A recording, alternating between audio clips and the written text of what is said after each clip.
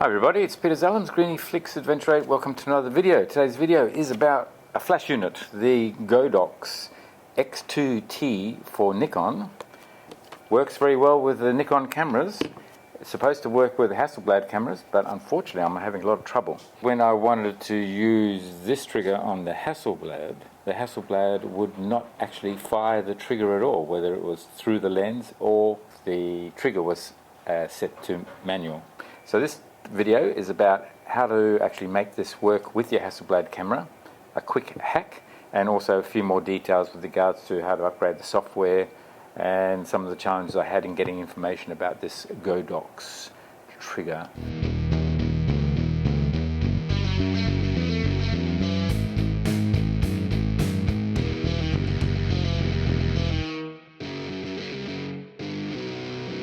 What I've got on the table right now is the Nikon ZF. I've got the Hasselblad X2D Mark II, the Godox X2T for Nikon trigger, electronic trigger, and I also got a Godox generic flash trigger, so not a smart one, but just so it also fits on the hot shoe. Also a Godox flash unit, which is synced with the trigger here, and then I've got another flash unit here, which is one that I recently reviewed in a video, and it's the Zenico flash unit, also for Nikon, which works perfectly well with the Hasselblad. So this is a through the lens flash unit as well as a manual flash unit.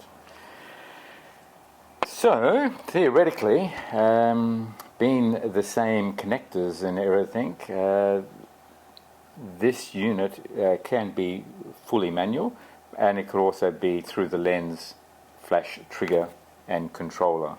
Recently did a shoot with Shana, and there'll be some photos that I'll include in this video as well of that shoot using my Godox flash units in the studio.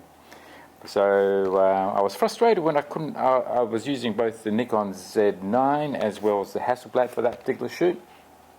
The trigger worked very well with all the different flash, the Godox flash units that I have here, through the lens as well as manual.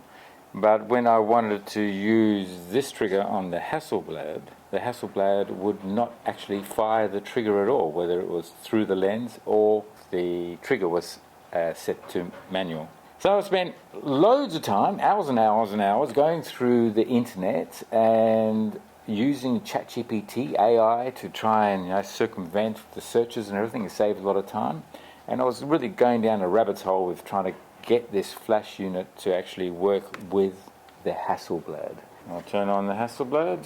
So as I put this trigger onto the Hasselblad, a little camera icon comes up of the trigger screen. Okay, here's my flash unit here.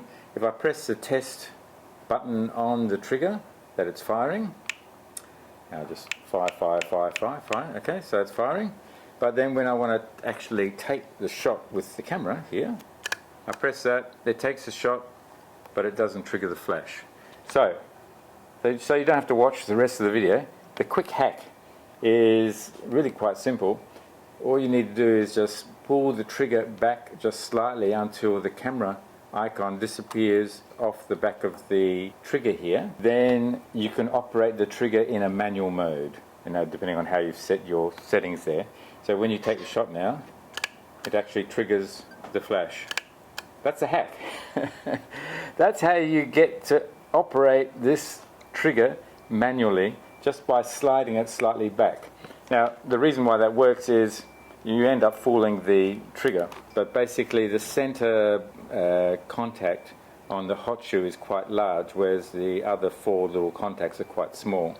And as soon as flash unit here registers contact with these smaller buttons, it tries to operate the Nikon software, which is not compatible right now with the Hasselblad. That may well change. Godox may actually upgrade its units to be more compatible with Hasselblad, or vice versa. I'm not sure what the problem is. When I went down the route of ChatGPT and AI, it suggested all sorts of things as far as trying to override the software within the Godox flash unit to try and get a manual operating on the flash unit so that it would only register contact with the center pin rather than all the other pins. I couldn't find any configuration of buttons or menu points to make that operate.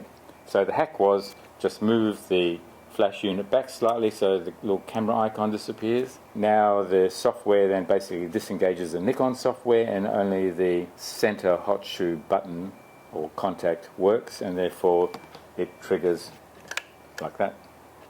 Okay, so that's a hack there.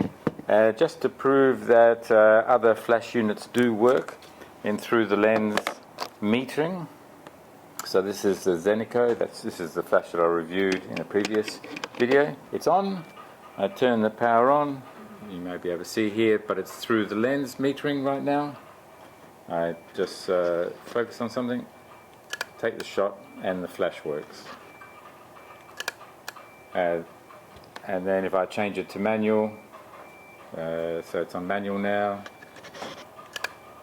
it works fine.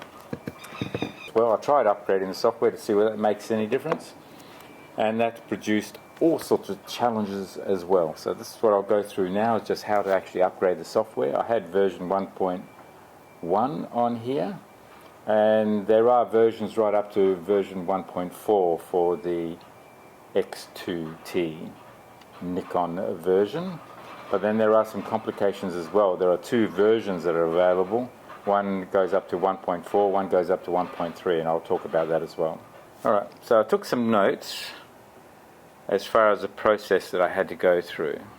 So to work out what version of software you actually have on your Godox flash trigger, the X2T for Nikon. I can't talk about the other versions for Canon and for Sony, or Fujitsu I think.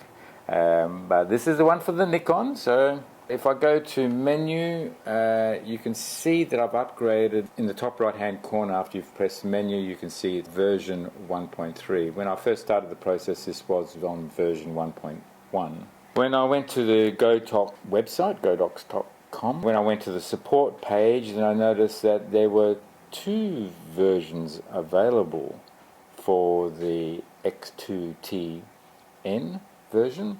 There is one that was going up to version 1.4, and then it said something like there was another software version for the X2T-N version, Z01 version. Z01? There's nothing about Z01 on here. After watching a few YouTube videos, the Z01 is on some of these trigger units and not on others. On this particular one, which is, I've got two of these units, the Z01 is on the side of the body here, where the USB-C connector is located. So if you're looking at the back of the screen, it's on the left side of the screen, just in the bottom right hand corner. You can just see Z01. So this is a Z01 version, and therefore its current software version is version 1.3. If you put the wrong version on the wrong trigger, it basically freezes up the trigger and you can't use it anymore unless you do a hard reset. Some of these triggers, depending on the age of it, won't have Z01 on the side. So same trigger, but this is one I bought prior to this one. So this one's got the Z01 on the side. This one's got a sticker on the side, so you can't actually see any reference to Z01 unless you look on the battery cover. On the battery cover, you might be able to just see it on the GoPro, but there's Z01 here just above my finger. I'll just move this light around a little bit and see whether it picks it up. So depending on the age of your X2D-N for Nikon version, you'll have it either on the side of the unit or it's on the battery cover. So that's really important. Otherwise you're going to install the wrong software and then you'll freeze up the unit. The next step, once you've worked out what version you have and how you're going to upgrade your software, well, which version you need on your trigger, Then there's another process you have to do, and that is to actually get a piece of software loaded down onto your computer, whether it's a Windows computer or whether it's a Mac computer. And it's called the Godox launcher, and it's G3 launcher that you require. So you need that on your software, on your PC or on your Mac computer. I think on the PC it downloads quite easily and works fine. On the Mac you have to go through a number of processes because of all the security on the Mac systems. And after you've downloaded it, you'll find that you won't be able to open up the launcher unless you go into settings and allow Mac to open up the G3.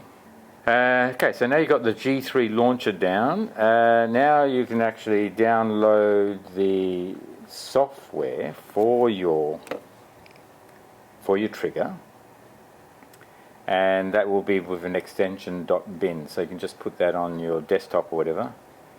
Once you've done that, then you can launch G3 launcher, Godox G3 launcher, and you can actually connect your flash trigger to your computer.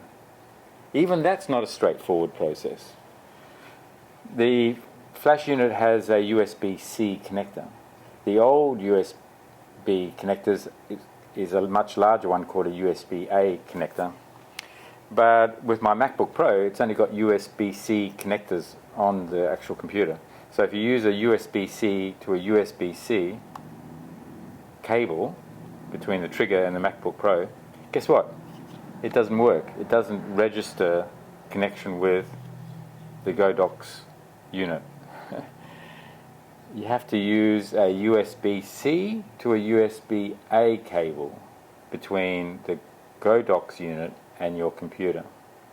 So if you don't have a USB-A connector on your MacBook Pro, then you need another connector. So the MacBook Pro, USB-C, then I needed this little hub which has a USB-A connector, then I've got a USB-A to USB-C, and then you basically connect those in there. So now I've got this extra cable and connector in there, and then I connect that to the flash trigger and plug that into the computer. Only then would it work. So you need to have batteries in your trigger, and you have to turn your trigger off. It's only that combination that works, and then the G3 launcher will register the connection, and then you can actually operate the software to do the software update on this. When you first download the G3 software, it's going to be in Chinese, in Mandarin, and the bottom left hand, I think it's the bottom left hand corner icon there, it's got a little arrow. You press the arrow and then you can convert that into English, so you can see what those little buttons on the software actually mean as well. So you can see how frustrating this is. And then when you try and search for this information, it's scattered all over the place. Some of this information was on the Godox website, on the support page. I had to read the instructions there for the actual Godox unit.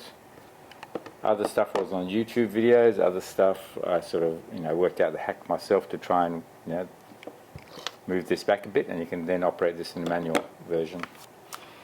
The upgrading the software to the latest version hasn't made any difference. There was no extra functionality in the trigger, and there was no manual override to operate the center button only on the hot shoe. And apparently it provided some error correction, whatever, for the operation with Nikon cameras, but I didn't notice any difference whatsoever either. It's not going to work, so nothing happens. You slide it back so that the little camera icon disappears. That's it. It's a bit tricky, but it's there now. Then it'll register, and then it can operate the flash. So that's a hack. That's it. I hope this video has been useful. If it has, then give it a thumbs up. That's how you support the channel. If it's the first time to my channel, haven't already subscribed, then press subscribe. You'll be, well, press notifications. You'll be notified when the next video is out.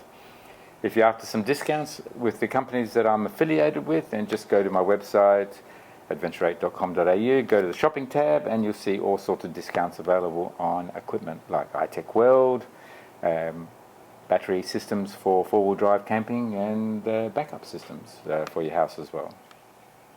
Thanks again for watching, and I look forward to seeing you on the next video. Cheers, bye.